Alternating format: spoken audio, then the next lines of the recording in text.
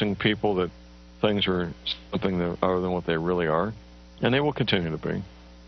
In the meantime, if you become a student of my work, a student of Professor McCanny, a student of Immanuel Velikovsky, Zechariah Sitchin, and others, you can learn the truth. The truth is, what we're experiencing is cyclical in nature. It's a long cycle, 3,600 years, and in human lifetimes, that's a lot of lifetimes, 3,600 years. You figure 4 generations per century times 36 centuries, that's a lot of centuries, that's a lot of generations.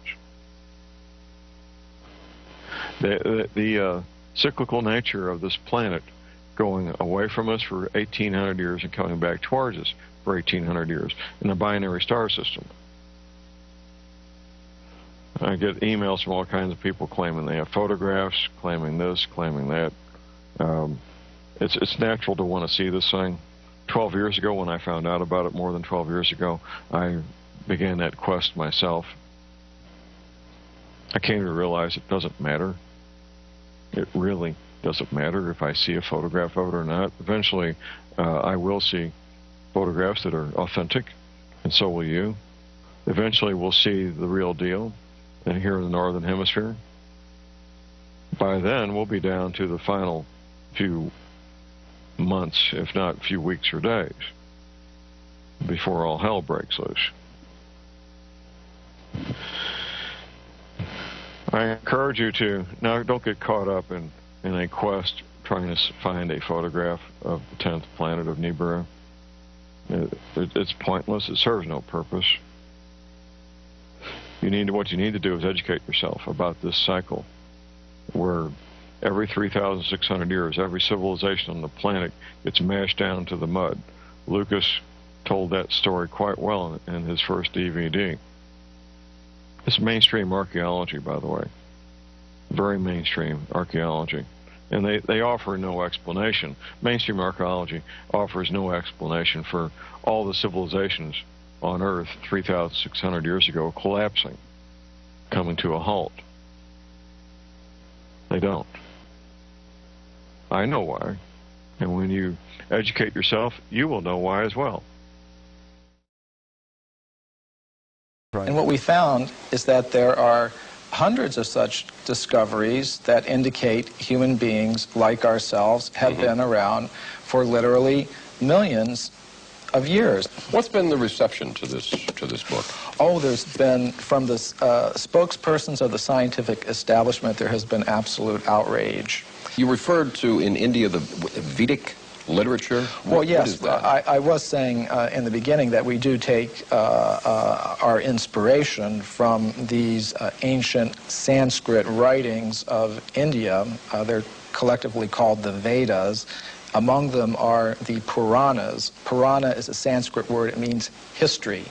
Now, these histories tell of human civilizations on this planet going back millions of years. How do we know those are accurate? Well, that was our question, too. Richard Thompson and I, we thought, well, if there's any accuracy to those statements, there must be some factual evidence to back them up. Now, when we looked in the current textbooks, of course, we didn't find any such evidence, but we thought, well, let's look a little bit further. Practically speaking, archaeologists and anthropologists have buried almost as much evidence as they've dug up. In other words... Or perhaps overlooked? Cast aside? Well, yes, cast aside. And there have been some outright cases of suppression where people who have reported such things have had their careers ruined. You have talked in terms of the fact that scientists don't cheat. That's a myth. You say there's actual cheating going on. Oh, that's very well documented. For example, the Piltdown case is a very famous case that documents that. Now, what that has to do with is early in this century, there was a purported discovery of an ape man in England based on a skull and a jawbone. And this Piltdown man, Piltdown ape man, was in the science textbooks for about 40 years. And then suddenly it was revealed that the British Museum had tested these fossils and determined that it was a very elaborate hoax. And many people have speculated about the identity of the person who was the hoaxer, and practically all of them center on different scientists in England, such as Sir Grafton Elliott Smith or Sir Arthur Smith Woodward, all very well-established scientists in England, because only somebody who knew the scientific method very well could have prepared these fossils in such a way that they would have fooled the scientific community all around the world for 40 or 50 years. So some scientist who wanted to perhaps give some evidence in favor of evolution, because there's not very much of it, invented this ape man, and in a very sophisticated way cheated, literally. And this is admitted by the scientists themselves. And there are more examples I could give, and we document many of them in our book, The Hidden History of the Human Race.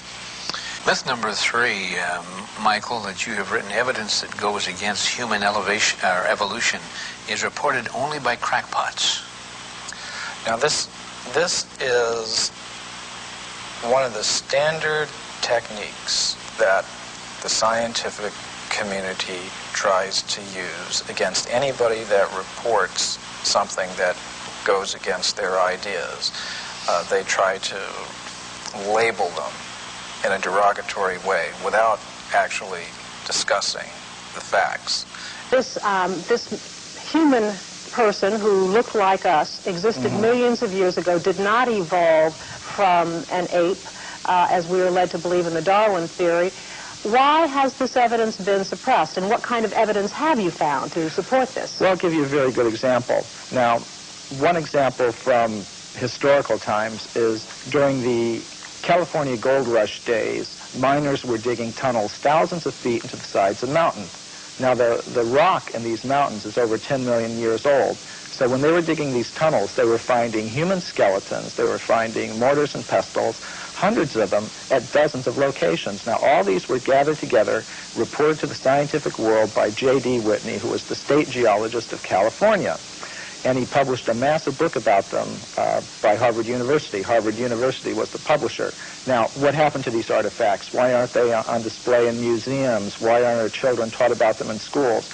There was a very powerful anthropologist at the Smithsonian Institution named William H. Holmes. And he said to Whitney, you, Dr. Whitney, if you had understood the theory of human evolution as we understand it today, you would have hesitated to announce your conclusion, namely that human beings existed millions of years ago, despite the imposing array of facts with which you were confronted. In other words, simply because the facts didn't fit the theory, the facts had to go, and so did Professor Whitney.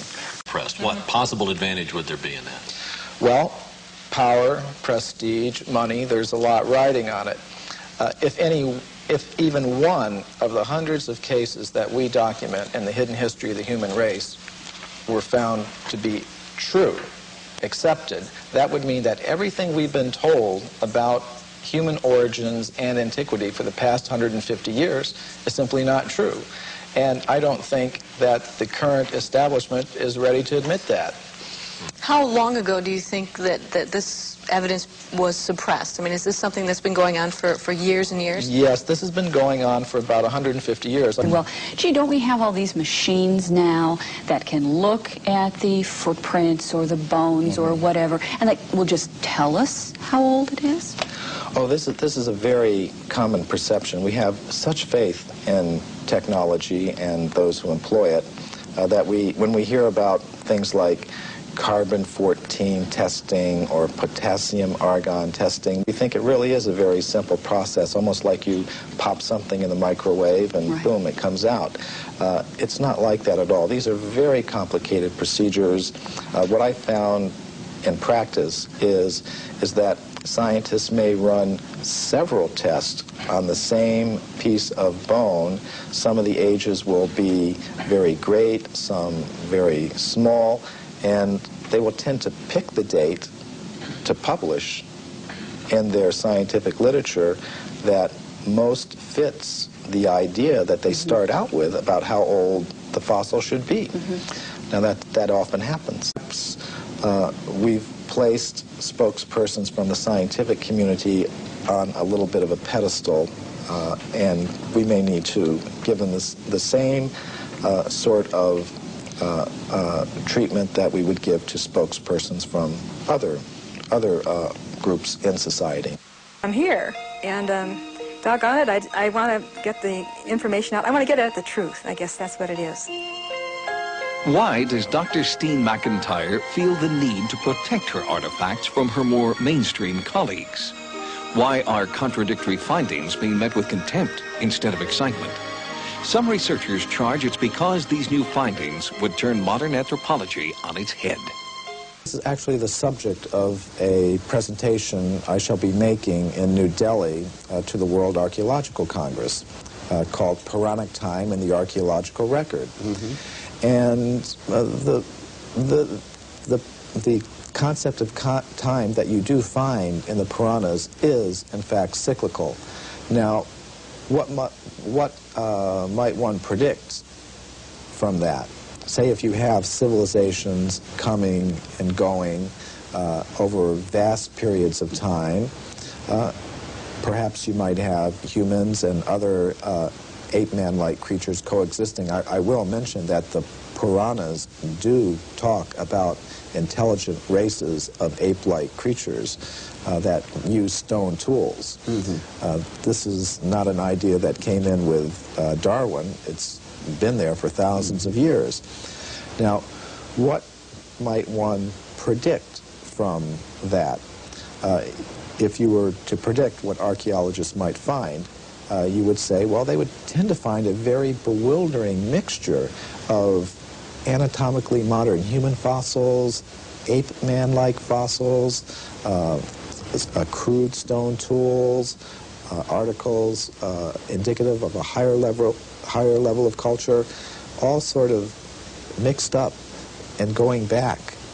I think you might also predict that given the biases of investigators towards a linear progressive idea of time, with things beginning in a very simple state and progressing in a linear fashion to a more advanced state, that they might edit that record to conform to their linear progressive biases.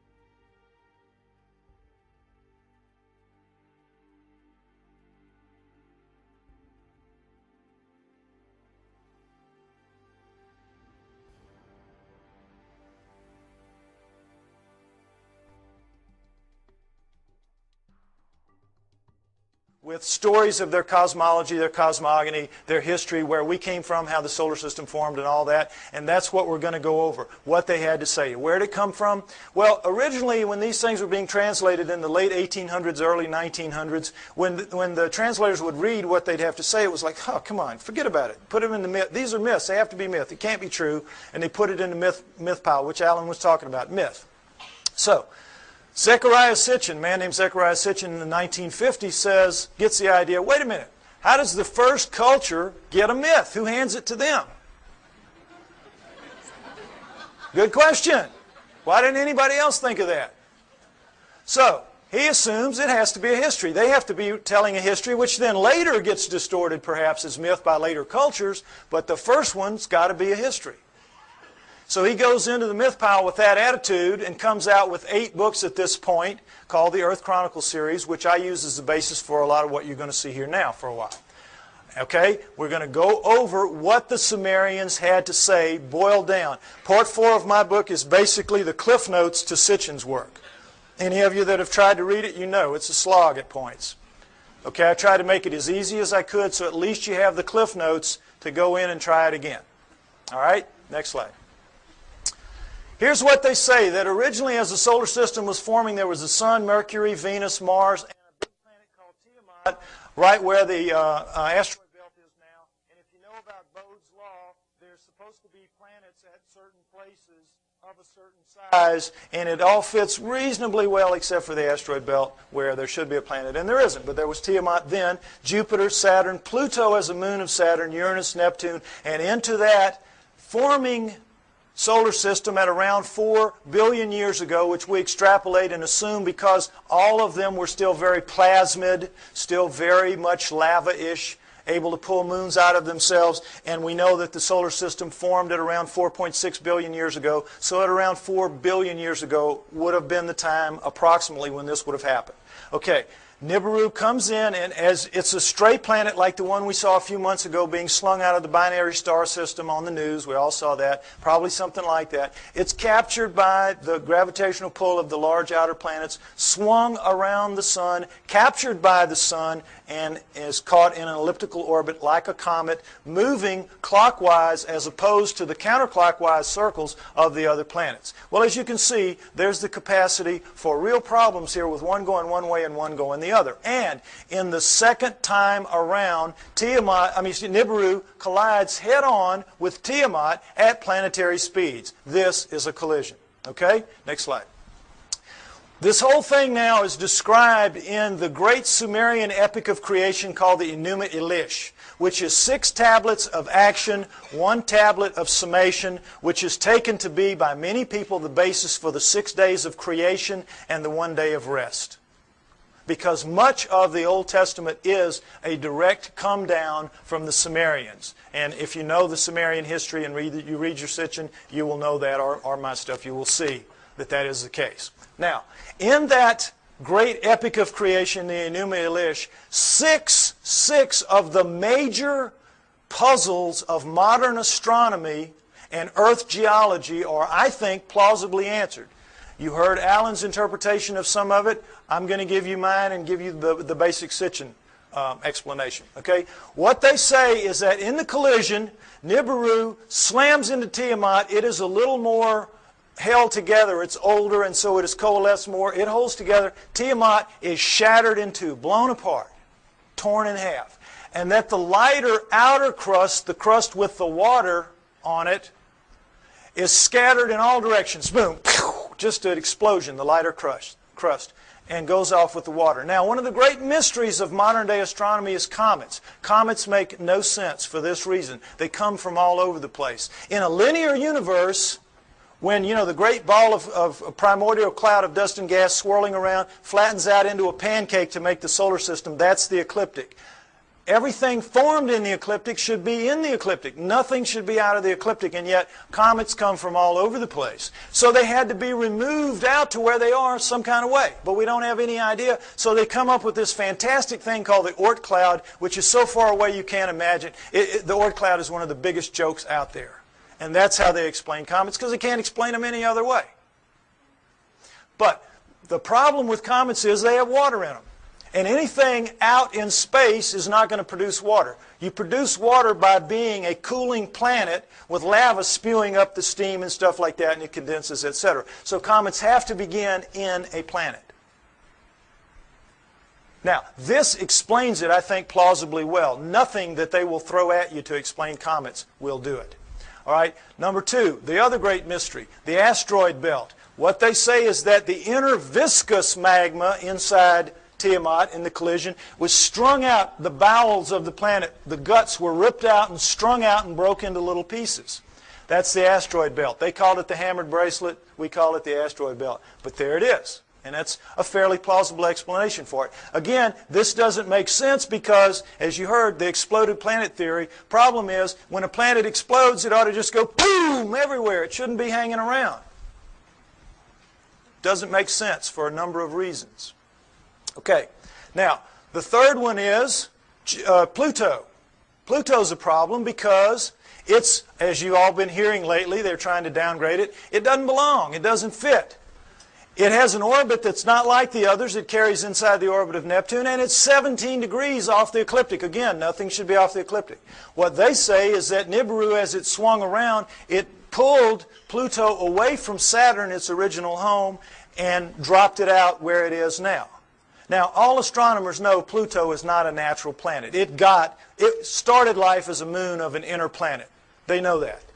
But they have no idea how it could have gotten moved out to where it is. Here you go. Here's a reasonable answer right here. Now, let's talk about Earth.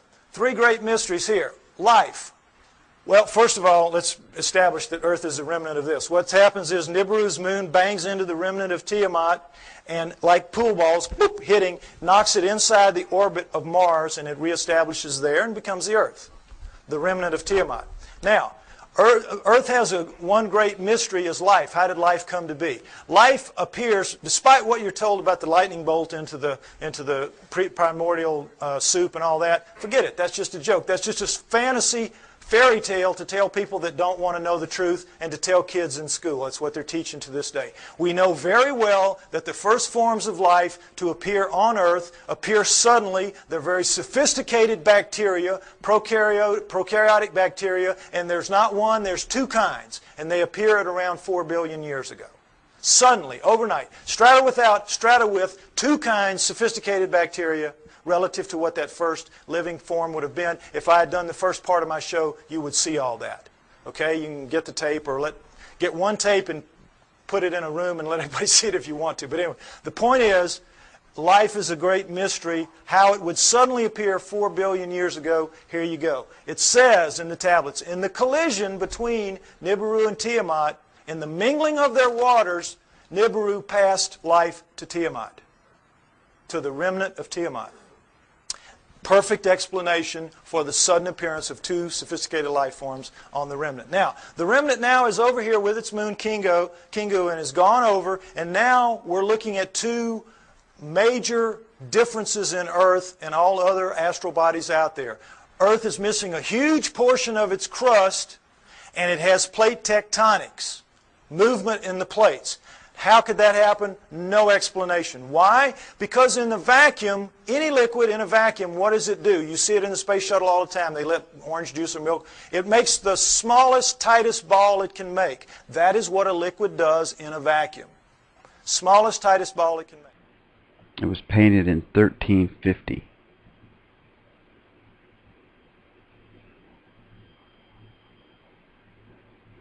This one was interesting to me. Very interesting to me. And these people are all looking up. And there's a great group of people. And they're all looking up at this big ship or city in the sky. And it might be this guy saying, hey, that's us. To these people here. I don't know. And that's where these things are supposed to come from. These Vimanas and stuff. The blue people. And there's a lot of documentation on this. Geminid meteor shower is subsiding now, as Earth exits a stream of debris from rock comet 3200 Phaethon. Preliminary counts by the International Meteor Organization suggest that the shower peaked on December 14th with more than 100 meteors per hour. Bright moonlight reduced the visibility of many faint meteors. Fortunately, the shower was rich in fireballs like this one. Amateur astronomer Thomas Ashcraft recorded the fireball using an all-sky camera and a 61 MHz radio receiver. Watch the movie again and turn up the volume. The soundtrack is the echo of a distant TV transmission bouncing off the ionized trail of the disintegrating meteoroid.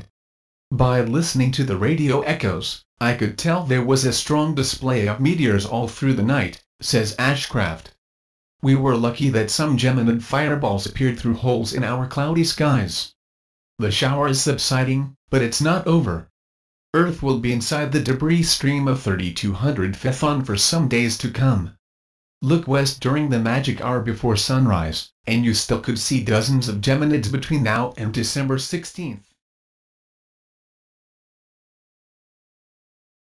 When the dust settled, here's what we had. The solar system as we know it today, with Nibiru moving in this clockwise 3,600-year orbit, and I say it passes outside the orbit of Mars, inside the inner edge of the asteroid belt, and the last time through, I think, was around 200 BC, which means it's just past aphelion out here, and it's going to be back around 3400 AD, about 1400 years. We don't have to worry about it if I'm right. You will get arguments about these dates.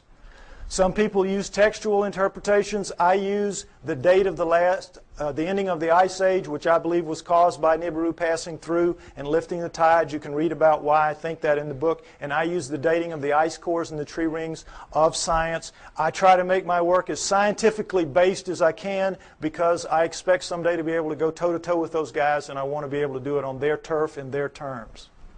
Okay? So, next slide. All right. This is some of the proof for that story that you've just heard, and it starts with cylinder seals. And I just want you to see what a cylinder seal is. There are about 5,000 of these that we have. They're with a printing press. It was just a thing they would roll out on the clay to leave little pictures like this. Now, when they had a story to tell, they told it in the tablets like you saw. But when they had an event that everybody would know the event, like I showed you that cartoon, and everybody here, we all knew in a very small space that was talking about millions of words and thousands of volumes about evolution. Am I right? We all knew. Well, they would all know this was the story of the time the gods or whoever gave the water to the water buffalo or whatever. The point is, notice the fine detail in the best of the cylinder seals, and then realize that these are basically 2 to 3 inches high. They're like big spools of thread. Made out of precious and semi-precious stone, carved in a circular format so that they roll out flat and three-dimensionally. Now, when asked how this was done, science says, well, they could only have bored little holes into the rock and then abraded them out like they, to the degree that they wanted. Well, the sand would be bigger than the holes you need to do this, some of this work anyway. There's just no way. Lasers, this is not even an inch square here. Lasers would have a hard time doing this if they could do it. Nobody knows how they did this. They're just pulling one out of the hat on you. Okay, next slide. This is the one I want you to see. This is a much older one, much more worn, as you can see. 4,500 years, 4,500 years, 2,500 BC. It's VA 243. It's in a museum in Berlin. It's well dated. And it's called the Granting of the Plow. This is a seated God. See him in his chair with a plow in his hand. And this is a standing God, and this is a human. How do we know they're gods? Because they have horns on their helmets. Horns on their helmets. Notice the horns. This is how you signify gods, or they did anyway, the Sumerians did on their cylinder seals. And I want you to pay special attention to this because later at the banquet we might see a real live Anunnaki helmet. We might see that. Okay, now, normally they would put astronomical signs up here to indicate who the god was because not everybody would know. But in this one, obviously everybody knew. And as you can see, this the human is carrying this kind of skunky old digging stick that the most primitive people have, even to this day.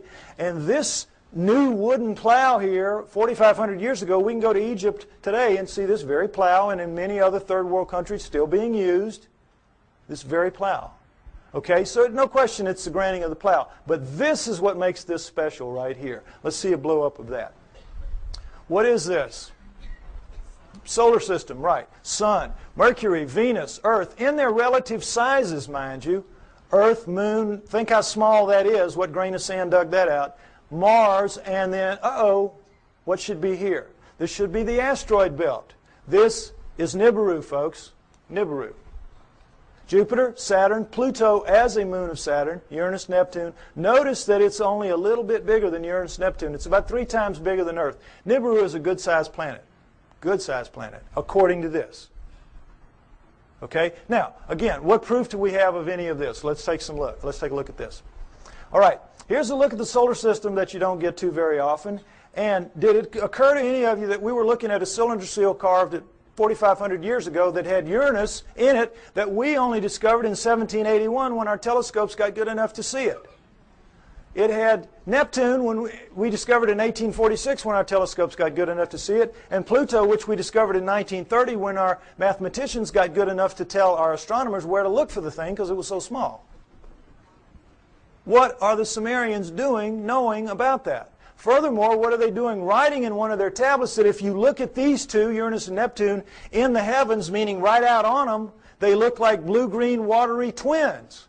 When we didn't find that out, we thought they were just big old gas bags like Jupiter and Saturn until Voyager went out there in 86 and 89 and found that, lo and behold, they really are blue-green watery twins. What the Sumerians said 4,500 years ago. Furthermore, they didn't count the way we do. Earth was not the third rock from the sun for them. It was number 7. So that means they were counting from out here and they were putting Pluto in its correct place. What are they doing with all that knowledge? Well, they make no bones about it. They say everything that we know, everything that we are, everything that we have comes from the people living on Nibiru. The people living on Nibiru came to Earth and gave us everything that we have, everything that we know, our great culture. Now, what's the proof of that? Is there any proof that any ancient advanced civilization was ever on Earth at any point in the dim or distant past? Yes, yes. The megalithic structures out there, the pyramids, Tiwanaku, Baalbek, Teotihuacan, Stonehenge, you name it, a couple of dozen of them. All of those are impossible for human beings to recreate today.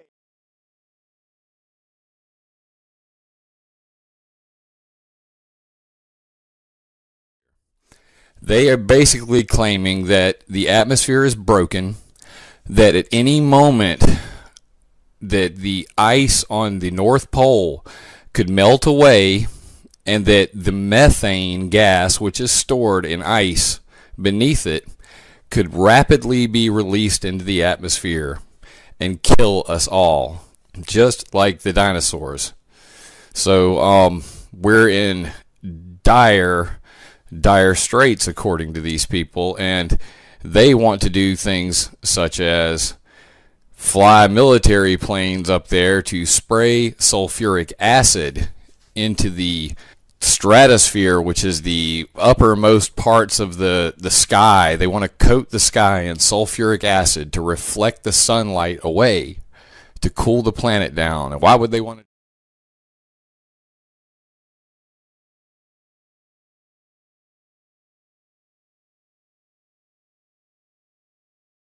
Here comes the emergency part.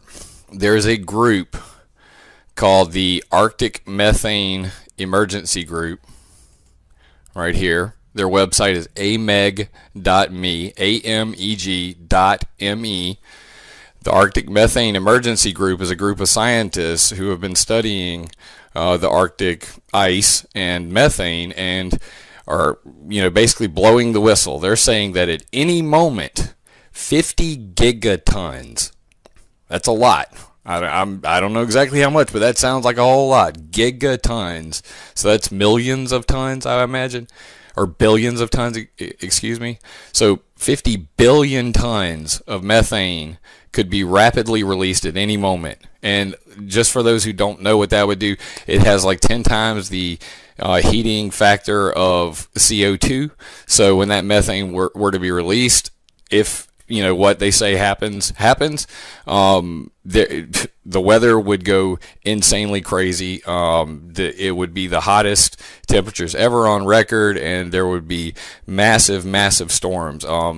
Biblical stuff. So pretty crazy stuff. Might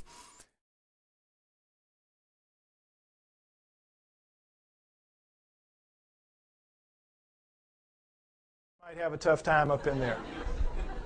But the point is, they've got it pretty much done. They're working on the spire here when they break it. You know how it works. You press here, you get this. Well, look, does this look like somebody chipping away with a little hand? No. This looks like a belt sander taking pieces out the size of the chair you're sitting on. Huge chunks of pink granite, one of the hardest stones in the world, just being ripped out. And they press too hard with whatever machine they've got here, and you know your physics, you get stress back here, and they popped it, they broke it. And they just said, whoops, we busted that one. And they just unhooked it and went somewhere else and left it for us to marvel at and wonder how they could have done it. But now let's go ahead and say they didn't bust it and they finished it. These primitive people now who managed somehow to do this. They finished it, it's ready to go. The hole, by the way, is about 15 feet deep. That's the top of it up there. But still, what's the first thing they've got to do? Somebody's got to draw straws to get down there with his hatchet and cut it loose from the bottom. Now, who's going to do that with 1,100 tons sitting on top of him? We could not get our best diamond-tipped blades to cut through underneath this thing. The weight would stop the blade. We could not, the operative word here is impossible. We could not get this out of here. And yet they did it time and time and time again. To lift it out, just if we could somehow cut it loose, we would have to take a dozen of our largest movable cranes to wring that hole just to get it up. You're being lied to, folks. That's the main thing you got to understand. You're being lied to. It's absolutely impossible for this one stone. This one stone proves that none of the megaliths were made by those people in that era. And this, again, is not the biggest one. They have them in Baalbek twice that big. Okay? Next slide. All right. What we're told is that the Anunnaki came to Earth for this, gold. Mining gold. And that originally the story is they landed in ancient Sumer, but not 6,000 years ago, 400,000 years ago, 430,000 approximately to be exact. 400,000 years ago they land in modern-day Iraq, and they set up shop in the Tigris-Euphrates Valley, and they call their home away from home, their home away from Nibiru, the Eden. You'll see a poster out there by my thing, Anunnaki over Eden. That's what that means. Because that poster is the Tigris River Valley that the symbol is rising above. That is where it was. That is where Eden was, according to them, and that comes down in the Bible as such. So they set up camp and they placer mined the gold out of those rivers. What do they need gold for? They needed to repair their atmosphere. And their rise to high technology, they had damaged that big, 3 times the size of Earth atmosphere, the same exact way we're damaging ours in our rise to high technology. And they ultimately had to repair it with very fine particulates of gold, like talcum powder, blown up into the stratosphere above it so it would ride above there and act as a reflector and an insulator from cosmic rays, which is, you see that on the masks of astronauts and in the capsule and all that. Gold is a wonderful stopper of cosmic rays. So that's what they had to repair it with. It's what we will have to repair it with. We'll have to do exactly the same thing when the day comes for us to have to face up to what we're doing to our planet. Okay? So they came, they placer mined out of the river, and all that is you put a tray in the water, you let the water sweep over, the water drops the gold into these cloth. Every few weeks you pick it up, and it's real easy. It's the way we do it now when we have the opportunity. But you tap out any stream system, ultimately, and they did. After about 150,000 years, they had tapped it out. And so they decided they were going to split themselves up and go where the mother lode of gold was on the planet Earth, which is what it is today, southern Africa. So they divided themselves into the upper world, which remained the Eden, and the Abzu, which was the lower world, and you didn't want to go to the lower world because you had to get in the holes and dig the gold. And they didn't like it. So the Anunnaki revolted. They said, we don't want to do this. We want a slave to do this work for us.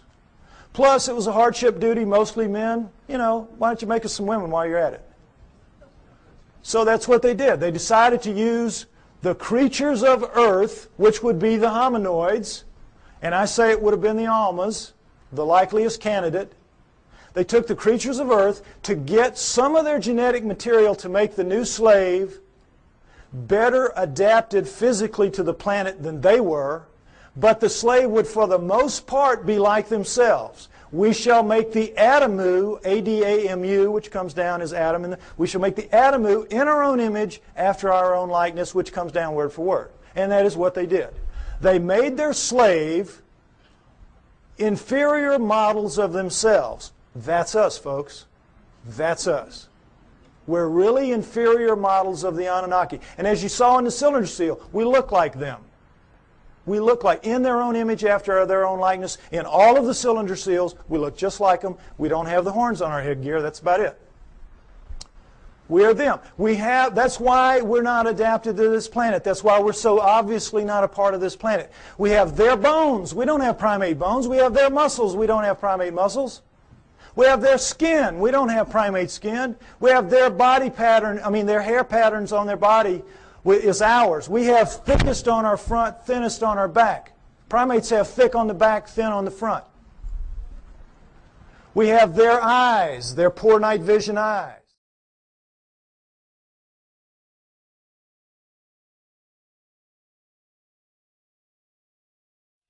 Hundreds of giant aliens unearthed near an African village.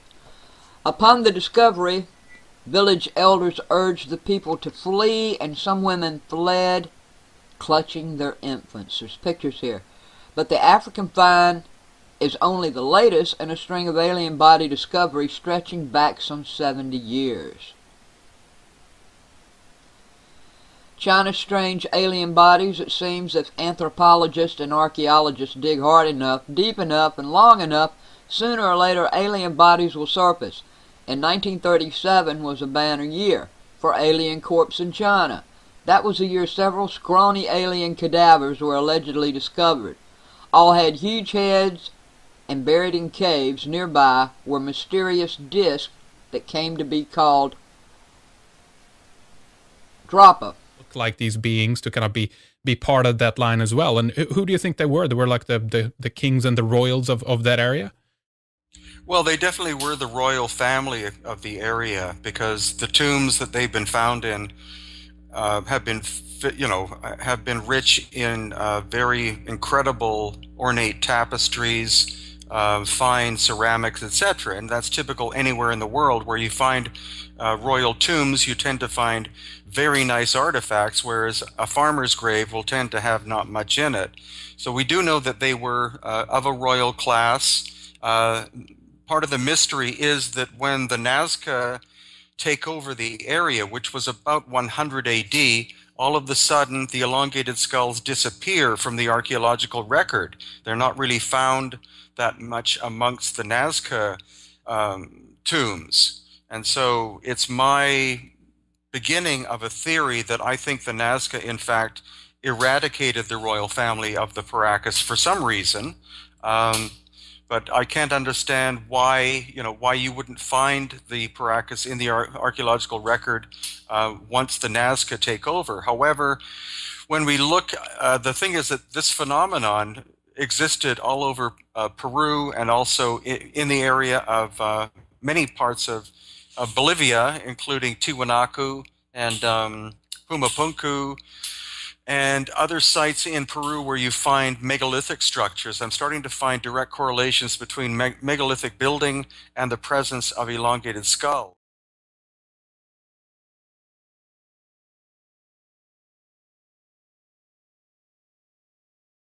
That's the key to this. We have their brains.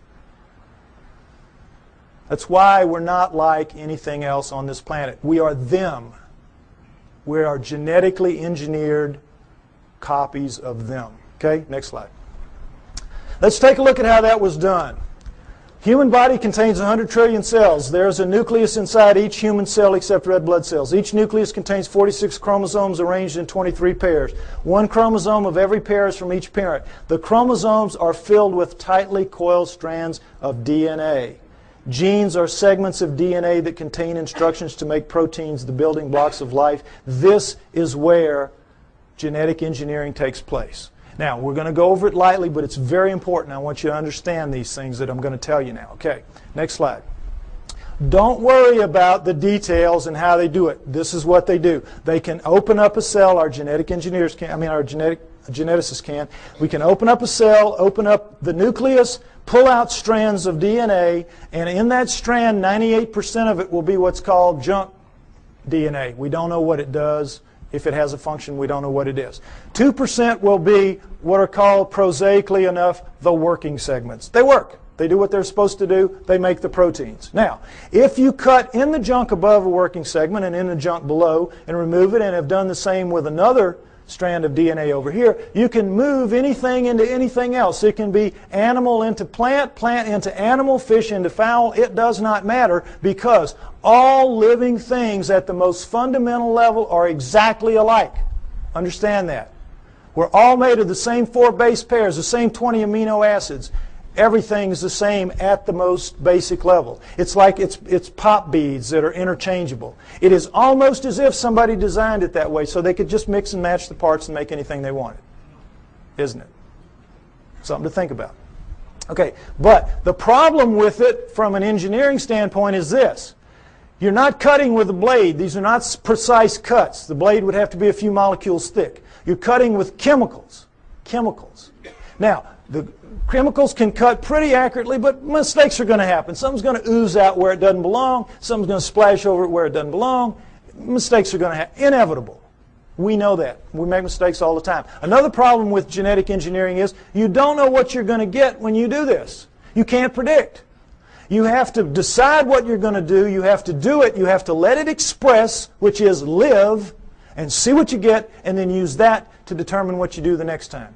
And of course, the great fear in genetic engineering is somebody's going to make a mistake and create the Andromeda strain that's going to kill us all. A legitimate concern. Although everybody's very careful, and I'm not too worried about it. But mistakes do happen because all of this is so incredibly microscopic. It's out of the nucleus of your cells, imagine how microscopic it is.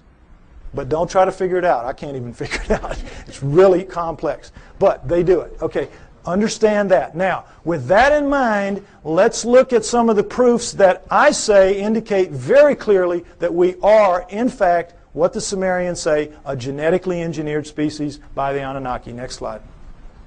Okay, here we go. The cerebral cortex is the deeply convoluted surface region of a brain that is most strongly linked to intelligence, lower right. It's the stained part out here. If you peel that off of the brain of a rat, it will cover a postage stamp. Peel it off of a monkey, it'll cover a postcard. Peel it off a chimp, it'll cover a sheet of typing paper. Peel it off of us, and it'll cover 4 sheets of typing paper. Now, you can see this is a transition. This is clearly a transformation. Now, there's some weird things about it. These guys are using all they've got. All they've got. We're using 1/2 of one page in a very different way than they are using what they have. 1/2 of one page. How do we know? We all know. We use about 10% of our brains. We know that from the studies done with idiot savants. You know that. And we know there are thousands of miles of neural network in our heads not being used. We don't know why. We don't know why. I'll tell you why. We shall make the atom move strong but not too strong, smart but not too smart. They sealed it off genetically at the 10% mark or wherever it is. We don't know exactly where it is. But wherever it is, they sealed us off. You don't want your slave to be anywhere near as smart as you. You, in fact, want your slave to be so decidedly inferior to you that you never have to worry about treating it like a slave. So they engineered us to be really clever to ourselves, but for them, we were smart enough to talk, take instructions, act with a little bit of ingenuity and self-reliance. They could turn things over to us and kind of let us take over and do it. They gave us just enough to be wonderful in our own eyes, but be pond scum relative to them. It's what they did. So, it's pretty clear in as much as that, and now understand with the idiot savants, for those of you that don't know the proof about this, idiot savants get some beam of light in the damage to the good 10. They get some beam of light and it will strike somewhere in the other 90%. You all saw Dustin Hoffman in Rain Man, remember? Well, they get it in math, they get it in music, they get it in sculpture, art, whatever, wherever it strikes. Now, if there's just one, we could say, well, that's a freak of nature. But we've had lots of them, lots of them. So we know that all of this is out there. It's in our heads. We just can't access it. We just can't use it.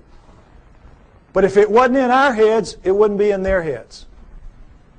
So we know that it happened. They have no idea how.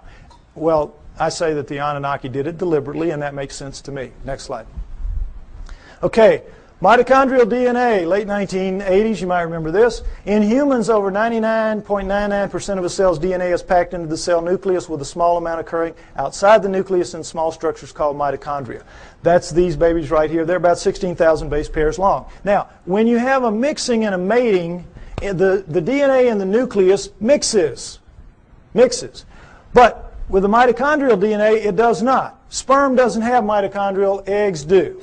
And so females pass it down intact generation after generation. Well, when this was figured out in the 70s, Boy, the botanist and the geneticist said, great, great. Now we can go and find out if the split from the common ancestor was closer to 8 million years or closer to 5 million years. Remember that? We're going to now pin it down. It's going to be one or the other. We're going to figure it out. So they went out and they took the mitochondrial DNA of women all around the world, every race, every creed, every culture, every country, and they brought them back to the lab and they started working on them. And when the answers came in the late 1980s, it was not 8 million years ago. It wasn't 5 million years ago. It was way, way, way the heck down to 200 to 250,000 years ago, and that's all. We don't exist genetically beyond 200 to 250,000 years. And of course, needless to say, the anthropologist said, you guys are nuts. We've got these skulls showing, these bodies showing, these prehumans showing that we go back millions of years. What's the matter with you? And the geneticist said, we couldn't have been wrong that many times. Impossible. We'll do it again. And they have. They've done it. It always comes out the same. Outside 250,000 years ago. That's it. We're brand spanking new. Brand new on this planet. Now, there's still a lot of people, there's still a lot of people that will not accept that. A lot of people that will not accept that. Some 445,000 years ago, astronauts from another planet came to Earth in search of gold. Splashing down in one of the Earth's seas, they waded ashore and established Iridu, home in the faraway. In time, the initial settlement expanded to a full-fledged mission Earth with a mission control center, a spaceport, mining operations, and even a way station on Mars. And there's lots of evidence of that. I mean, it absolutely is to me no coincidence. And anybody wants to make you believe it's a coincidence is a liar. That the original area of what is now Iraq, formerly Mesopotamia, was called, before it was Mesopotamia, was called Cydonia.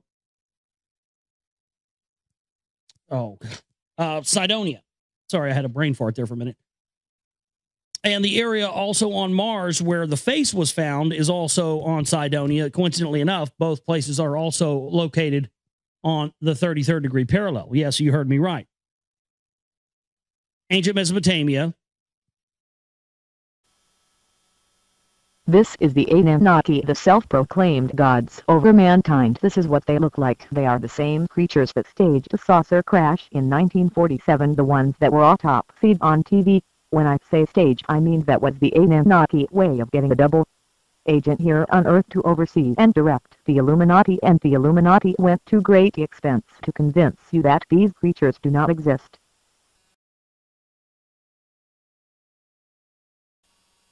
The Anunnaki came to Earth right about here in our evolution and took control of our DNA. We were on our way to becoming an intelligent race with all of the promise and opportunity that the Anunnaki have enjoyed for billions of years. The Anunnaki came with one purpose in mind: how to turn the Earth into a planet that they can inhabit. The Earth was the perfect choice for the subterranean creatures with its vast underground oceans of oil. The main task would be to remove the oil, leaving hundreds of millions of square miles of underground open space for their cities. More oil is burned into the atmosphere every day than all the cars, trucks, and planes burn in 10 years.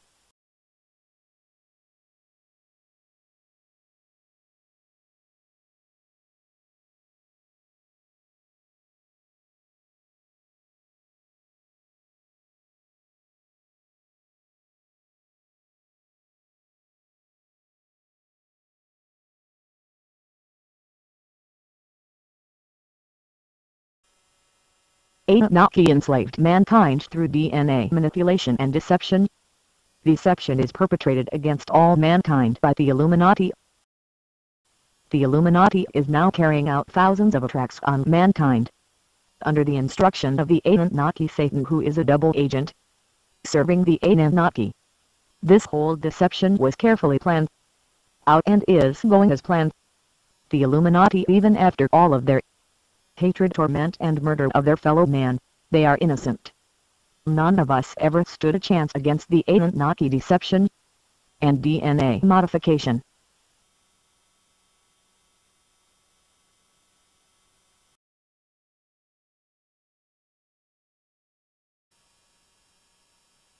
In the center of every galaxy, billions of stars, moons, planets, and everything that is compresses under such immense gravitational force, they compact to the point of matter inversion, truing matter into antimatter. When this happens, the most incredible phenomenon happens: consciousness. I think, therefore I am. This is how consciousness came to be. This is the great mathematical architect of the universe, making all life possible.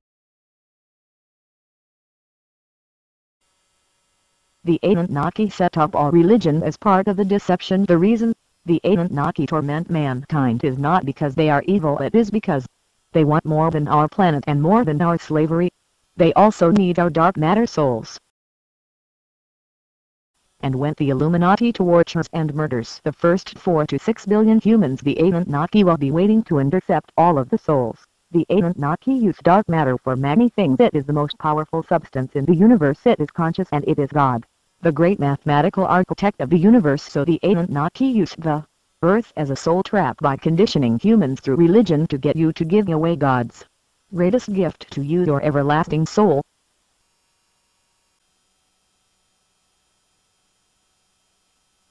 The Anunnaki control matter with their minds. They can create life out of raw matter using only their minds.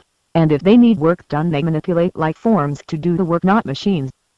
The Anunnaki thrive on slavery. Mankind is nothing more than a domesticated tool to the Anunnaki. They use their solar system, the Nibiru, to travel throughout the universe and have been doing so for billions of years. Earth is being turned into a system to replace Nibiru.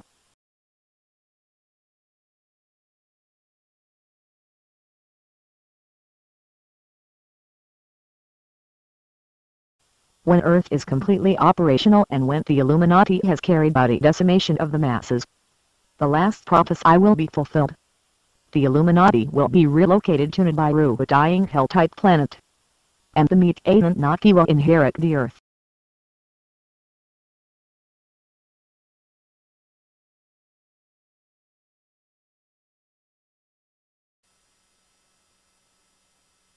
There is a way out. Although the Anunnaki have done this to all of us, they have also given us the Bible. The simplest quote: "The truth shall set you free."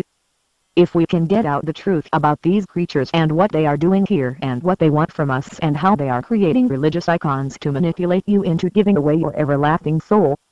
We are all victims of the Anunnaki, including all of the religious icons that suffered as part of this manipulation, and no matter how much we love these icons, we should keep our souls free and never pledge our souls to anyone or anything.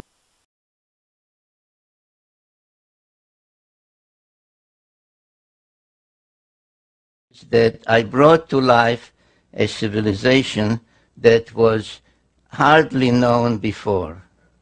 And that is the Sumerian civilization.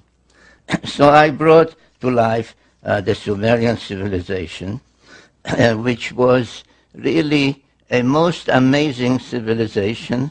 It blossomed out in what is now southern Iraq.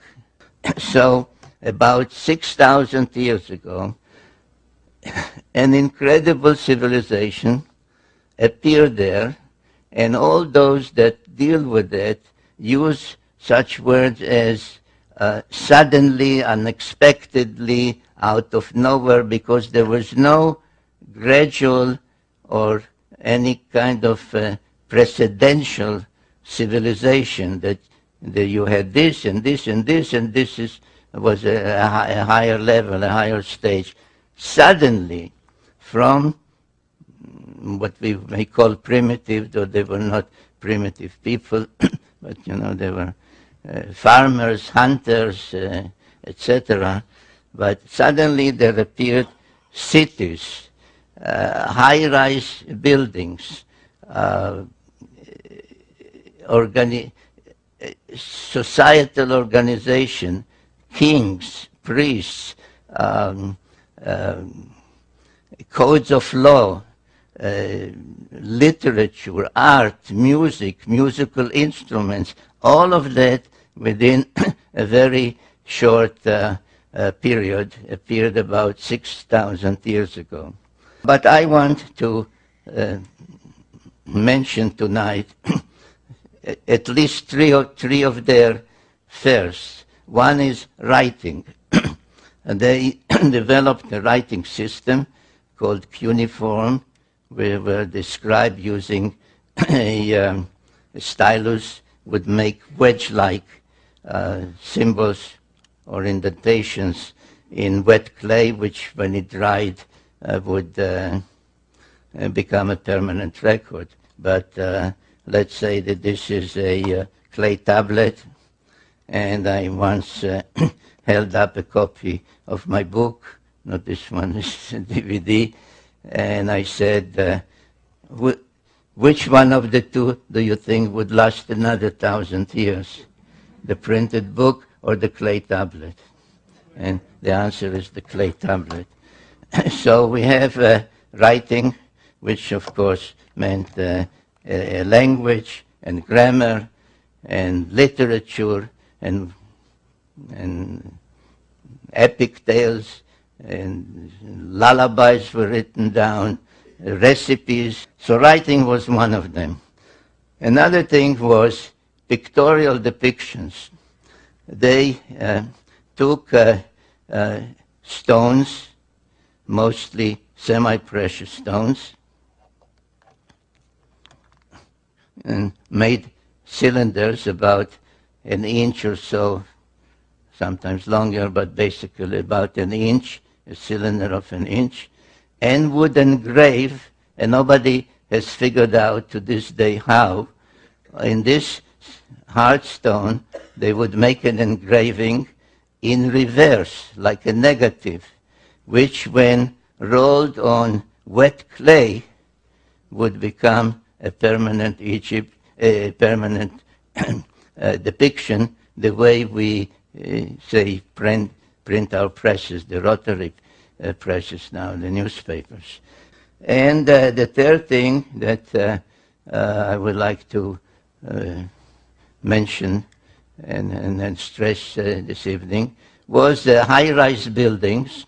They were the first to use bricks and to build high-rise buildings like stage pyramids that would rise 100, 120, 160 or more feet high. Some think that these were the towers of Babel mentioned in the Bible. Actually, it's not so, but every major city, Sumerian city, had a sacred precinct, and the sacred precinct had such a ziggurat, as they were called. And they were used primarily for astronomical observation. And indeed, their knowledge of astronomy, or in the field of astronomy, is one of the most amazing Sumerian legacies.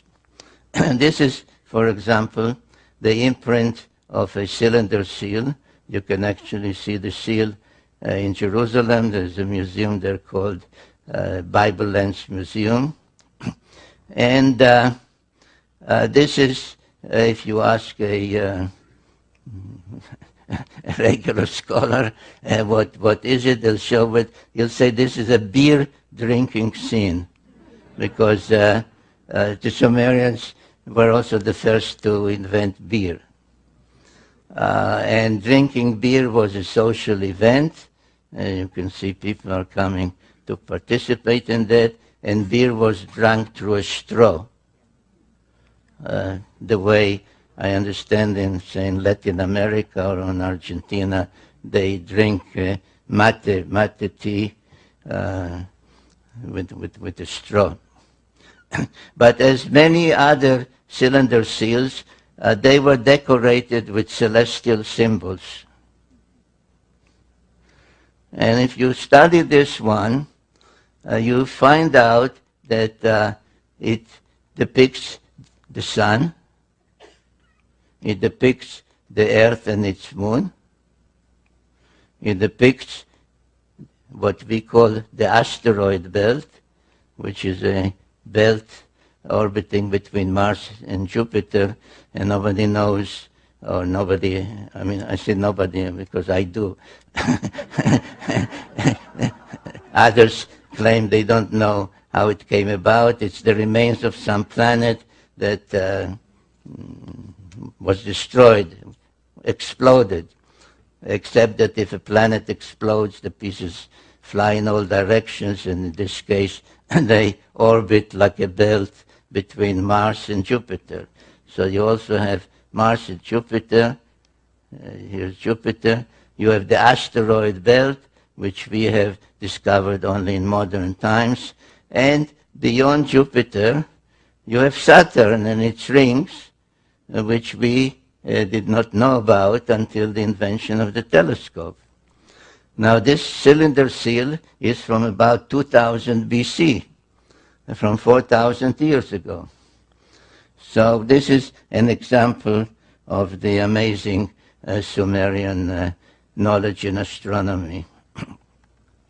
But there is even one more amazing cylinder seal, which caused quite an uproar at the museum where it's kept. It's in a museum in Berlin at the time when I came across its existence. It was East Berlin, but they cooperated with me. They sent me a photograph.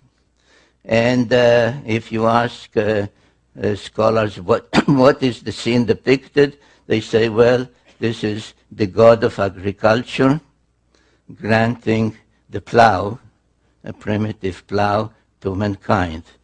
A representative of mankind is introduced by a lesser god to the main god who grants the plow. And just as an aside, I'll say, so you tell those same scholars at the museum or in any of their scientific magazines, say, so there was a god of agriculture and that's how you look. They say, no, that's a mythological scene. That's just mythology. But whatever it is, there is an interesting celestial depiction on this one. And this is the long story, which I gave you as briefly as I could, of what the Bible says in chapters 2 and others of Genesis, that a group called the Elohim, which is a plural term, literally meaning the lofty ones, translated God, said to each other, let us, in the plural, let us fashion the Adam. Adam comes from Adamah, which is earth, so Adam, literally earthling. Let us fashion the earthling in our image and after our likeness. And this is essentially in one biblical verse what the Sumerian tales tell in quite a number of creation texts. And then after they achieved that and everything seemed to be in order, the deluge came and destroyed everything. So after the deluge, there are tales, by the way, Sumerian tales describing the deluge and its reasons and its what caused it and why was one God angry and said, let mankind perish, etc., etc. But that's needs another evening. So after the deluge, when the water subsided, they had to restructure and recreate and restart everything from the beginning, and they could not do it anymore in the Edin, today's Mesopotamia or Iraq, because it was all covered with millions, or now one should say billions, of tons of mud, and nothing could be done there until the earth would take generations and generations to dry. So they shifted the whole project from where it was. If you recall, it was this way. Everything was anchored on Mount Ararat, the twin peaks of Ararat, which stand out as a marker, and laid out exactly the same idea of a landing corridor this way. Now they used as one of the facilities to serve their purposes a great platform that they had built here and that survived the deluge right here. And again, using this notion of equidistance from there to the spaceport, which was here and here, to create the whole landing pattern, they chose a new mission control center, a new place for the Duran Key, right here. And this place is known today as Jerusalem. So Jerusalem, and I sometimes, either at seminars or when I took groups with me to tour these places, I would say to them, why is Jerusalem sacred? I say, well, it is sacred to Muslims because the tale is that Muhammad was taken from Mecca or Medina one night on a winged horse and brought to Jerusalem, and there he was taken aloft and visited heaven for one night. So that's. But why was Muhammad taken to Jerusalem? Why wasn't he lifted just from Mecca or Medina? Well, because that place was already known as a sacred place, because Christians believed that that's where Jesus preached and was crucified, etc. So I said, so why was Jesus crucified in Jerusalem? He was born in Bethlehem. He came from Nazareth. Why Jerusalem? Well, because that's where the temple was.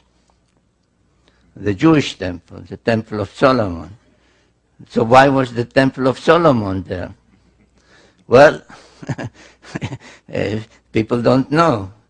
So I tell them, well, it was there because the same Anunnaki who had this pattern and had Nippur as the navel of the earth and mission control center before the deluge, set up this layout and made Jerusalem mission control center after the deluge. And equidistant from it is the spaceport and Twin Peaks, emulating the Twin Peaks of Ararat, Twin Peaks here in the Sinai Peninsula, and Twin Peaks, artificial ones, because there were no mountains there. So they built two mountains known as the Giza Pyramids. Now, things did not go so well after the reconstruction and the setting up of the alternate mission control center. The Anunnaki, who, according to the tales by Enki and others,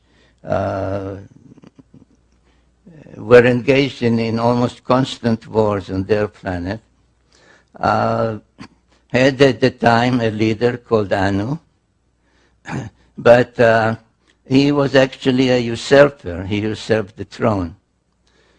And under the Sumerian sexagesimal system of 6 times 10, 60, etc., he ranked as the top rank 60. And his successor was a son called Enlil, who was given the rank 50. But Enlil was not the firstborn son.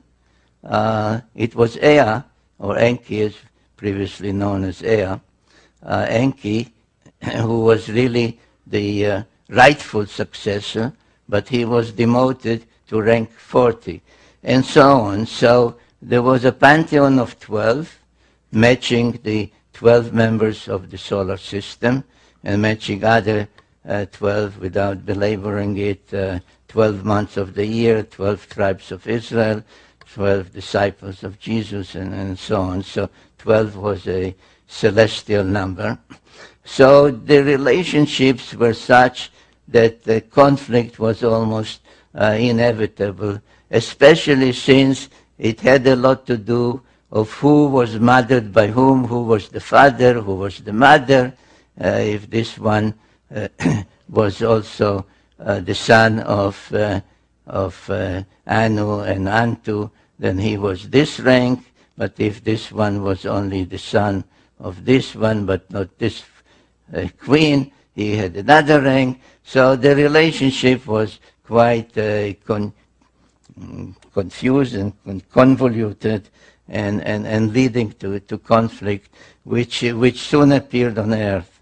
And one of the events that took place, not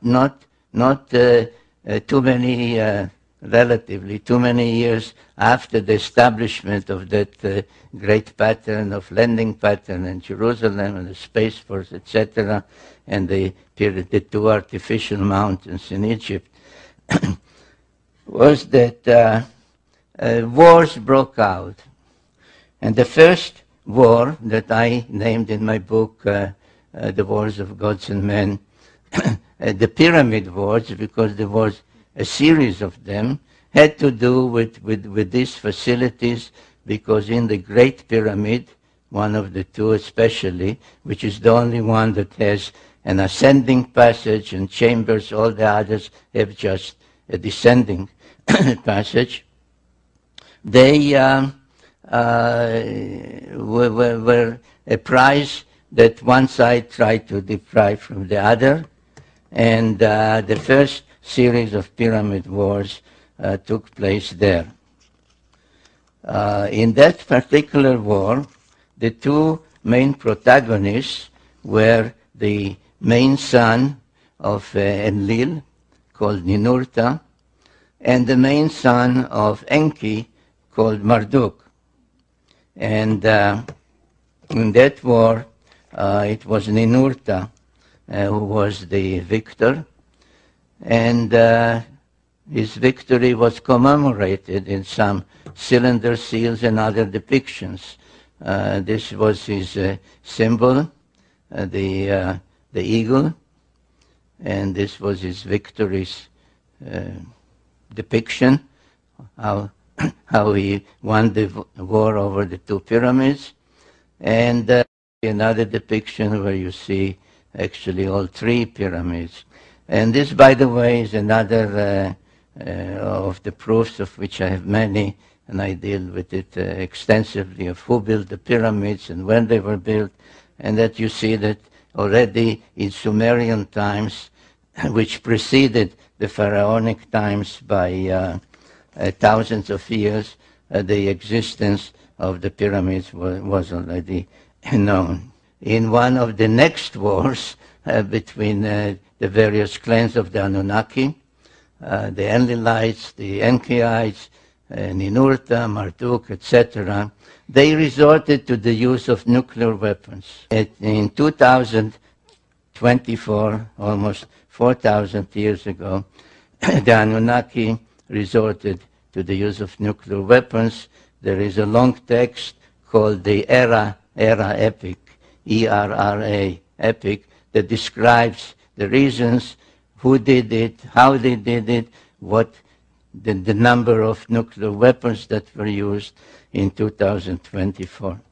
The unintended consequence of that was that a wind blowing from the Mediterranean brought what they called, in those texts, they're called lamentation texts, they called the evil wind, that brought death to everything alive in Sumer.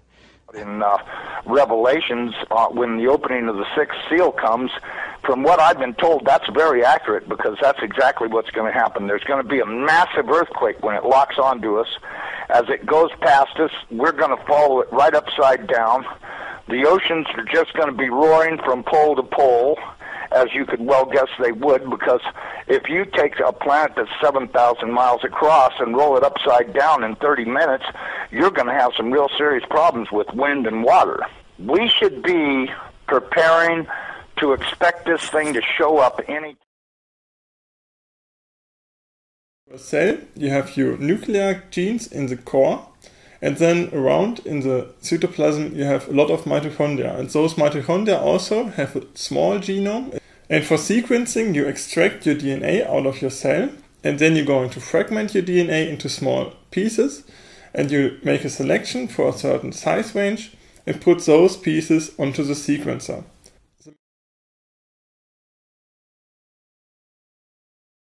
Mitochondrial DNA, you find that it goes back into the range of 150,000 years based on the mitochondrial DNA, which is, I think, pretty much incontrovertible.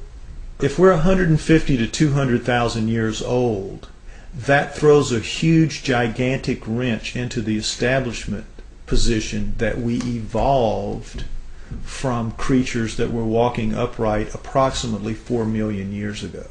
The early Australopithecines, Lucy, everyone is familiar with her, at around 3.2 to 3.5 million years ago, and they're finding new ones all the time. And all they say is to qualify as human is to be upright walking. If you're an upright walking pre-creature, you're called a pre-human. Even though all of those creatures, right through Neanderthal, from Lucy at 4 million years ago, right through the Homo habilis, Homo erectus, Neanderthal to Cro-Magnon, right up to Cro-Magnon, all of those creatures don't look anything like human beings as we are today. They are as different from us as primates. In fact, they look like primates. They look like upright walking primates. Up through Neanderthal, back to Lucy, and whatever's going to come before her. What could make something change so radically, literally overnight, in anthropological terms, and be anything remotely associated with Darwinism?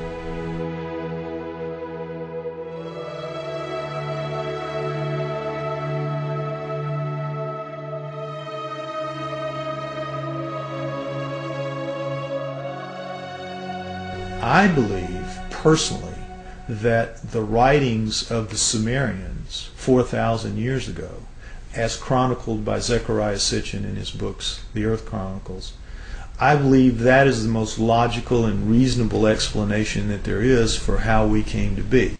20 some odd years ago, Zechariah Sitchin wrote The 12th Planet. In The 12th Planet, he describes ancient writings and texts by the Sumerians depicting a 3,600-year orbit of Nibiru. But the Sumerians are rarely spoken about in history books. Who were the Sumerians? And what could an ancient civilization possibly know about how we came to be? We only hear about like the Egyptians or the Mayans or the Incans, Romans, Greeks. The first culture we have on Earth were the Sumerians, and they showed up 6,000 years ago where modern-day Iraq is. It's right between the Tigris and Euphrates rivers. It was then known as Mesopotamia, Babylon, but also Sumeria, where the first culture on Earth stems. And they have left us over 100 of the first for high society to take place. For instance, stemming from Sumeria 6,000 years ago, they were the first ones to invent writing. They had a system of over 400 characters known as cuneiform text, and use a wedge-shaped stylus or an object with a wedge, and would twist and turn and make all these characters that came up to about 400 characters, and they had their own complete language like an alphabet that we use today, A through Z, but this stemmed out of Sumeria 6,000 years ago, and all of the first for high society come from them. Time, the calendar, math, schools, courts, judges, systems of law, all of this originated in Sumeria, which was then known as Mesopotamia, Babylon, today's modern-day Iraq. The Sumerians are actually probably the most influential culture of the ancient world. Not the Egyptians, not the Greeks, not the Romans, the Sumerians. The Sumerians invented, for example, the zodiac. All of the symbols that we still have today for the zodiac was created by the Sumerians. They tell an incredible story, the Sumerians do, of the Anunnaki, which is that there is another planet in our solar system, that gods, super beings, live on this planet, that these beings come to Earth. The Sumerians had a pantheon of gods, but it was living gods. They were the Sumerians worshipped living gods who lived and worked and had their lives among them. They were the Anunnaki. Among those Anunnaki, there were 12 leaders, 12 super gods, the bosses, the boss of bosses. Those 12 gods come down and are present in the Egyptian culture, in the Greek culture, and in the Roman culture. They just have different names, but they have basically the same personalities and the same functions. So it isn't that mythology begins with the Egyptians, the Greeks, and the Romans. Mythology begins with the Sumerians. Monotheism didn't kick in until the gods, the multiple gods, actually physically left.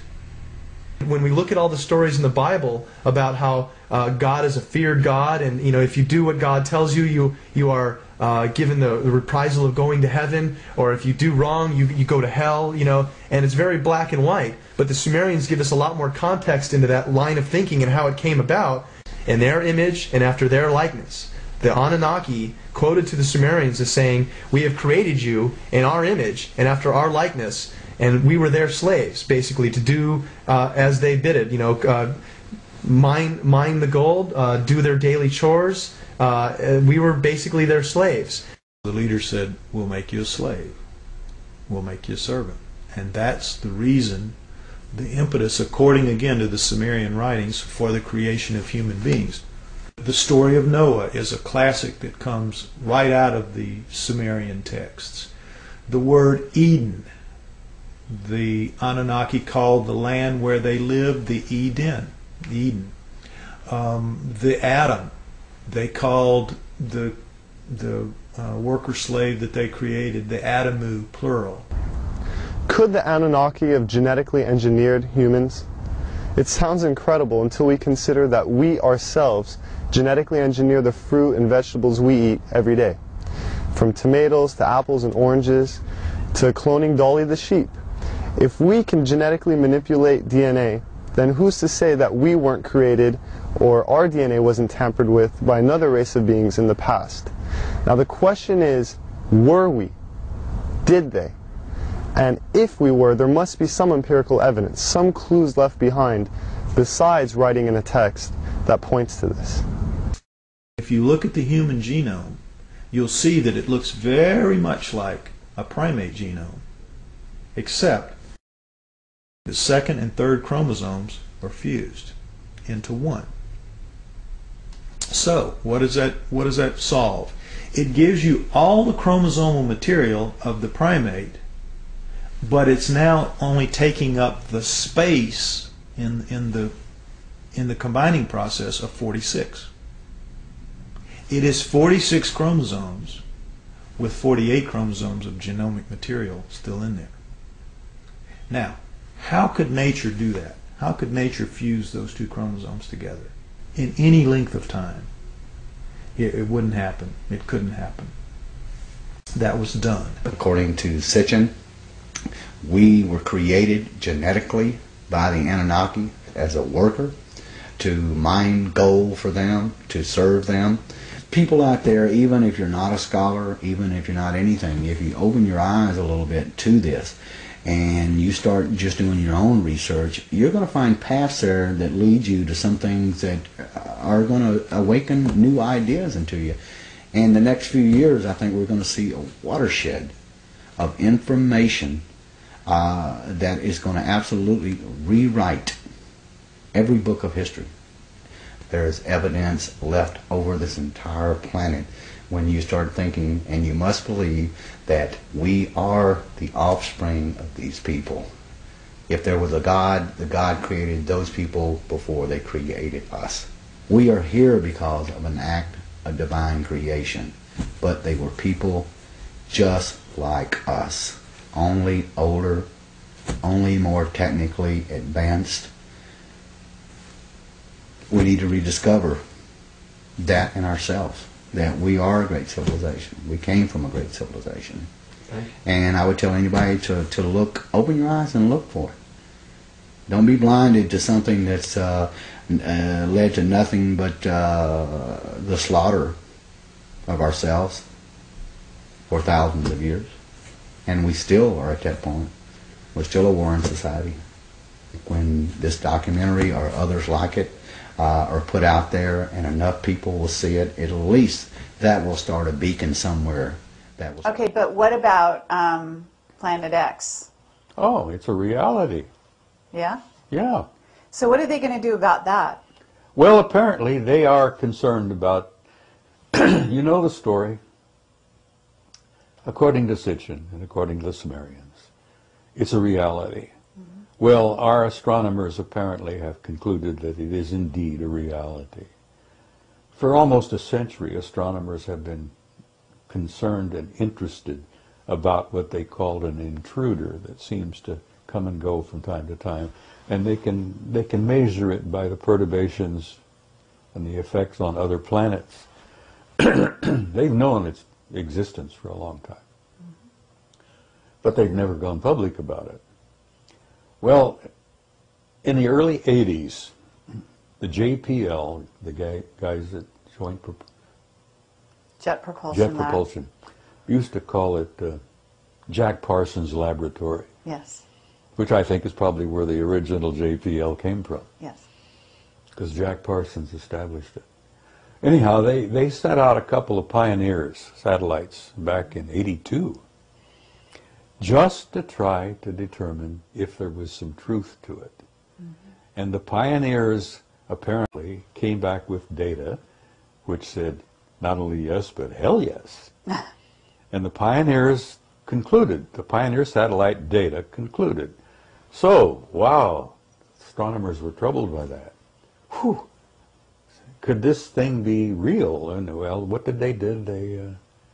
They sent out what they called an infrared astronomical satellite. I think they called it IRAS anyhow, and this was done in '83. They sent the IRAS out, taking infrared pictures all around the ecliptic, above and below. And apparently IRAS got 2 giant positive responses that yes, the 12th planet, the 10th planet, however you want to call it, yes, it's real. And that's when the lid slams down. So it's out there, it's on its way back in, right? According to the Sumerians and Sitchin, apparently it is. And if you're a student of history, as one of my majors, its last pass was 1600 BC. The Sumerians and Sitchin and all of those say it has an orbit of 3,600 years. Mm-hmm. So as like many of us, I count on my fingers and toes and figure out, well, 1600 BC, it has an orbit of 3,600 years. Wow! It's due. Well, apparently it is. So now, why are they keeping this a secret? Because you're an expert on secrets. Listen, every time Nibiru would make a pass, it was not always devastating. Mm-hmm. It would depend on whether the planet Earth and Nibiru were on the same side of the sun at the same time. Mm-hmm. And if we were on the same side of the sun at the same time, all hell would break loose on planet Earth. Well, apparently the last pass triggered the explosion of Santorini, Thera, the volcano in the Mediterranean, in the Aegean Sea, blew its top, brought to a close the great, great Minoan civilization. among other things. It affected Egypt. It's all in the records, apparently. There are even historians and theologians who say that Santorini's explosion is exactly what you're reading about when the plagues and all hit Egypt that allowed Moses to get the Israelites out. But if you look at 1600 BC and figuring that was a relatively recent past, it's due now, and apparently the guys in the astronomical observatories know it. And that, again, is above top secret. Let me give you a tiny example. For a number of years ago, there were two brilliant guys working at the Naval Observatory in Washington. Tom Van Flandern is one, who I hope you've interviewed. No, but yeah, please continue, and we'd love to do that. He's no longer with the Naval Observatory. The other one was the chief astronomer at the observatory, a brilliant man by the name of Robert Harrington. Right. And Harrington gave an interview to Zecharia Sitchin a number of years ago. I think it was 91 or so. Mm-hmm. Where he came right out and said, Dr. Sitchin, we are interested in this because it ties in perfectly with the work you've done on the Sumerians and the ancient planet Nibiru. He said, we found it, it's real, we have photographs of it, and he says from what we can put together, it's a rather nice planet. It's about 2.5 times the size of the Earth. Apparently it's heading toward the system, the center of the system. We've concluded about everything about it except that we haven't named it. And Zecharia spoke up and he says, it's already been named. He says, you simply call it Nibiru, as the Sumerians called it, the planet of the crossing. Mm-hmm. Well, Mrs. Sitchin and I were in agreement. I miss her. She died about a year ago. Mm. She was convinced that Robert Harrington had died because somebody bumped him off, because he had the courage to come out and give Zecharia this interview. I don't know whether you've seen it or not. It's on tape.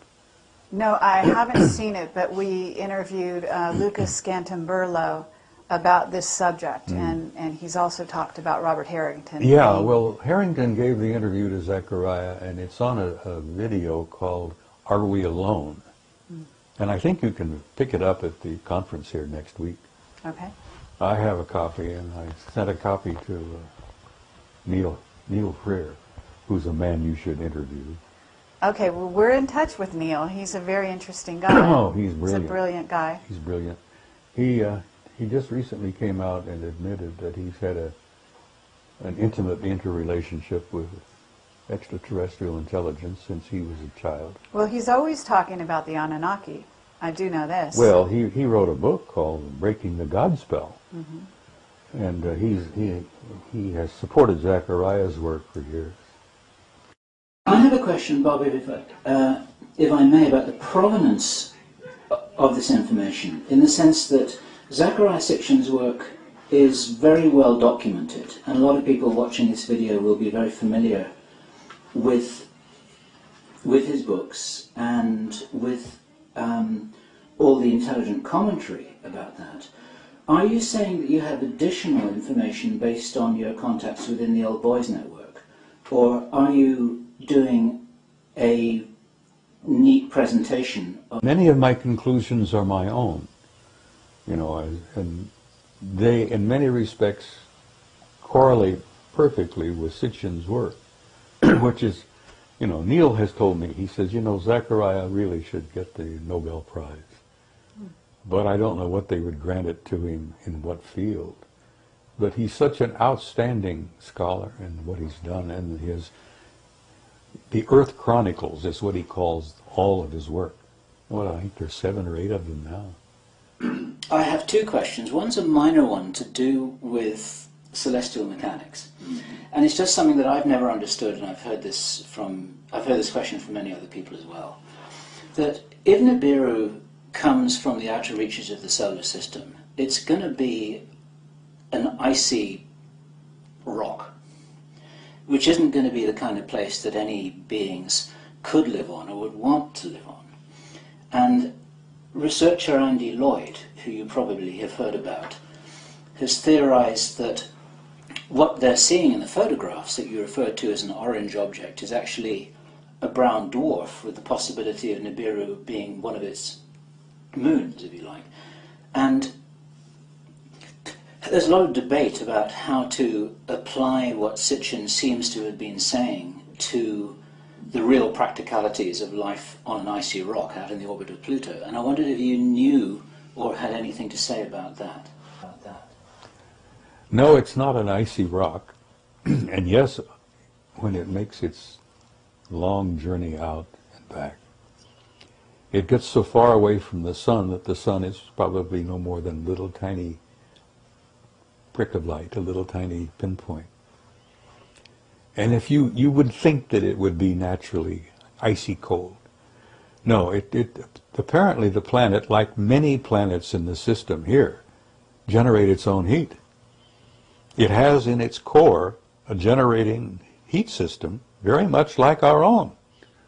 We have a system within the core of this planet that has been described as a thermonuclear reaction, very similar to the sun.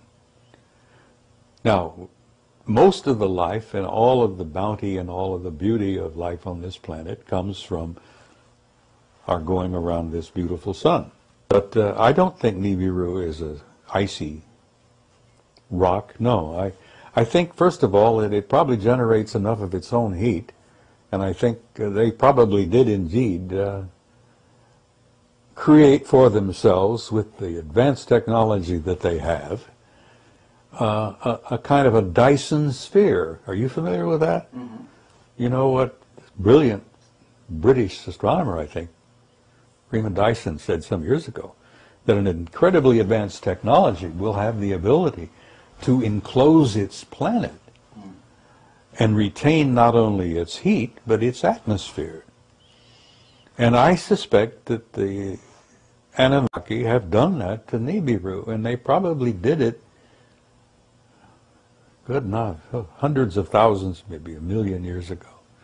So the planet, I think the color from it, the dull red golden color, is a result of that envelope of gold shell that they've created. They've created for themselves a Dyson sphere around their planet. And I suspect that any advanced technology will ultimately do the same, simply because it makes sense. It's a practical thing. But if they had that degree of engineering capability, why wouldn't they just live on Mars instead of hurtling through the solar system? Well, they weren't the original occupants of Mars. Okay. They used Mars as a way station, and they've reactivated it, and I agree with Zechariah on that they've reactivated their way system, their way station there. They used to drop off on Mars on their way here. So they were never, I don't think, original inhabitants of Mars. There are a few remnants of original inhabitants on Mars. There's even some indications, which I've been looking into, and I've gotten some data, that we're playing host to a bunch of Martians here on this planet.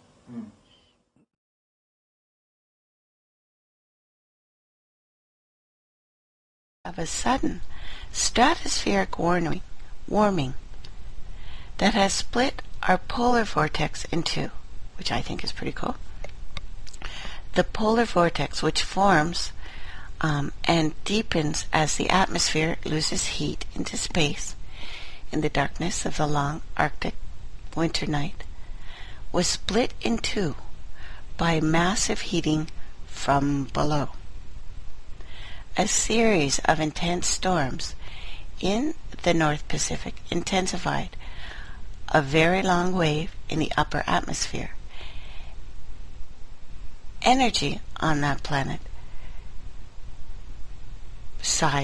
wave went upwards from the lower atmosphere around the Himalayas and Tibetan Plateau and broke into the stratosphere, causing a major sudden warming.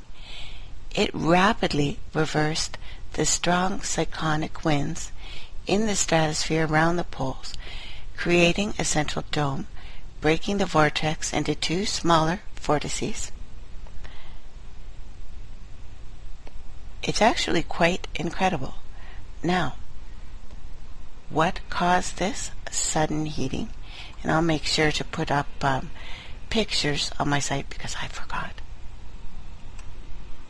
But some pretty major things are taking place on this great good Earth. Wonderful pictures so we can see it splitting, of course. Major stratospheric warnings have taken place on average every other year over the past 50 years. The physics of these warnings is very complicated.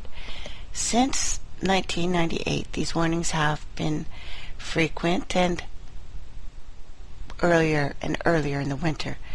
Previously, major warmings typically happened in February. Over the past decade, they have happened in December and January as well, but this one is exceptional on every count I've seen so far. This stratospheric warning is apparently the strongest ever observed in the first half of January, according to NOAA. No one knows why the number of major warmings is increasing, but a correlation has been made between positive sea surface temperature anomalies and active phase of the polar cycle. Even though the sun is very active, but it's active on the side away from us. This year, the sun should be very active, and it is active, it's just we're not getting as many end flares as we really need. And there are large positive sea surface temperature anomalies in the North Indian Ocean and the Northwest Pacific. First, and his background, he was born in Palestine before it became Israel.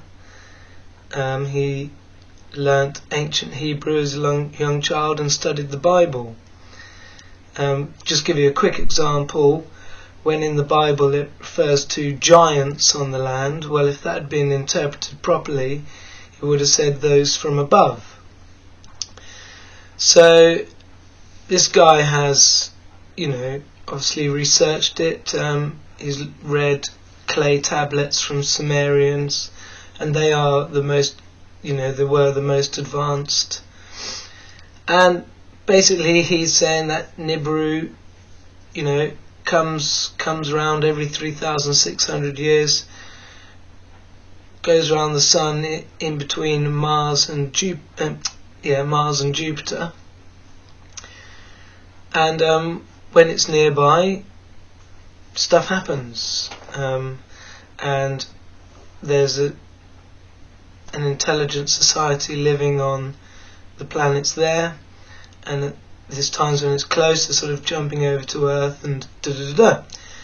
Now, it seems possible that the last time they were here, 3,600 years ago, there was a big battle going on with their peoples. And, you can see evidence of this in the Bible in Ezekiel. And what I just thought, which seems to make sense of the world we're living in today, is that after the battle, after Nibiru was on its way out again, some of their people were left behind on Earth, and they may well have been the bad guys. Well, I think, so this is going to be my standpoint, that the ones who were left behind were the bad guys.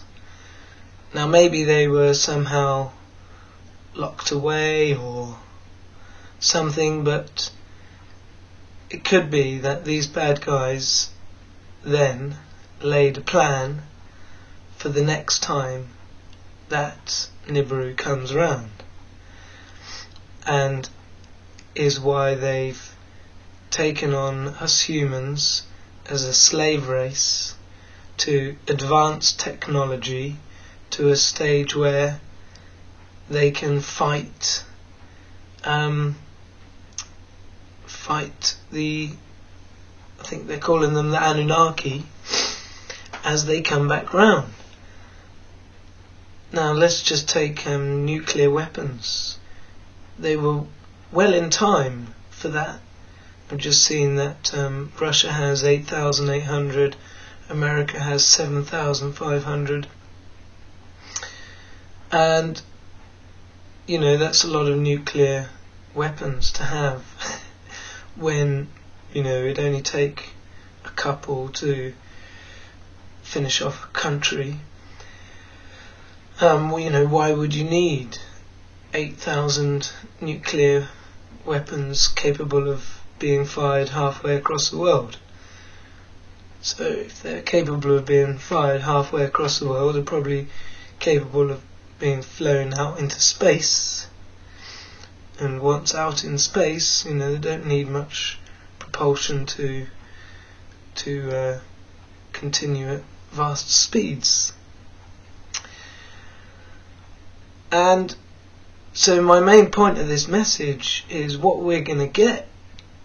We are going to get the system making us believe that the aliens, the Anunnaki coming on Nibiru, are the bad guys. And they're going to make us fight the Anunnaki. Now, possibly there isn't enough of them. Maybe they've wanted to keep their race clean and not have too much human DNA in them, and perhaps their numbers are relatively small and wouldn't have a hope of defeating the incoming Anunnaki, the good guys. And the reason I'm saying they're the good guys and the ones left here are the bad guys is, you know, the way we are treated in this world. We've been fooled and hypnotized and everything else, and we're not given the truth. And to me, that's the biggest thing, is truth. You know, you build a whole foundation of your mindset on what you consider to be truths. It is important. So, yeah, the bad guys are here, and they're going to make us think that the other guys are the bad guys with all their hypnotism and shit. But we just have to know inside ourselves that that's not the case. And don't help them. Right? So I think from now on, you know, the code is do not help the evil ones in power. Do not aid and assist them. Do not fight in their wars. So yeah, some of you may think I'm mad, but Nibiru for me is always, there was always something about it just made sense. Just seemed to slot in and make a lot of sense. And what with all the earth changes going on at the moment, everything that's being predicted, you know, just happens to be happening. Yeah? All at the same time. And we're seeing signs now of nation turning against nation and kingdom turning against kingdom. Egypt and Ethiopia arguing over the Nile. India and Pakistan, well, they're always at it. North and South Korea. There'll be one around the corner, quite likely. So, you know, things are happening. Plagues, weather, tornadoes, volcanoes, earthquakes. And that makes me believe that Nibiru is coming now. That's why I think it's happening now.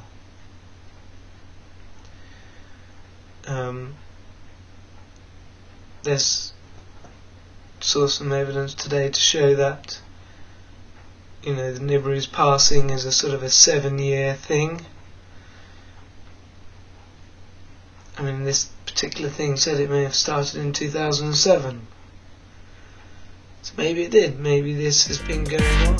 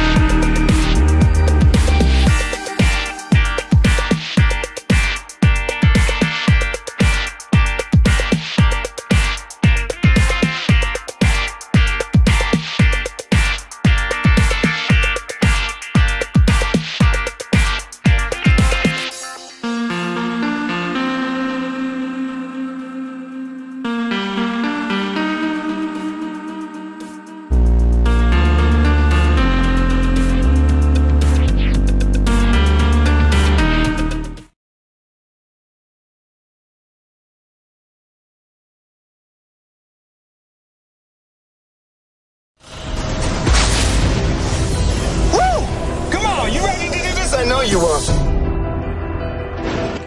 Are you seeing this? Affirmative. Anne's 40-year-old husband, Tom, died 2 years ago in January, and she believes his death was due to a contagious illness that has infected her entire family. Tell me what you believe is happening on your skin. It's like fibers that come out of your skin? Yes, there's this fibrous material. It's in layers. I look at your arm. Our hands swell and they itch, and it's been described as feeling as if either bugs are crawling on the surface of your skin or underneath your skin. Both horrifying and fascinating. From here in Florida to the Bay Area, something seems to be causing a mysterious new disease. In my mind, an engineer that sacrificed himself with this virus and it created this horrific... What we thought we knew is just a tiny tributary of what's actually going on. We'll find out who this was. They are not gods. They say out of slow-healing skin lesions will come bizarre filaments. We are now mapping. Those engineers made something they shouldn't have. We know that there is something real going on here.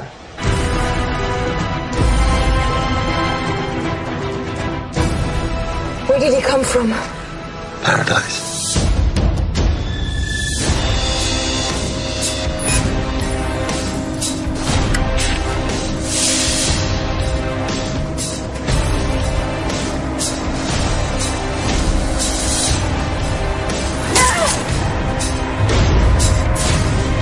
Take us home!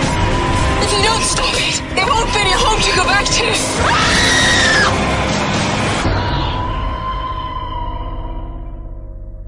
Big things have small beginnings.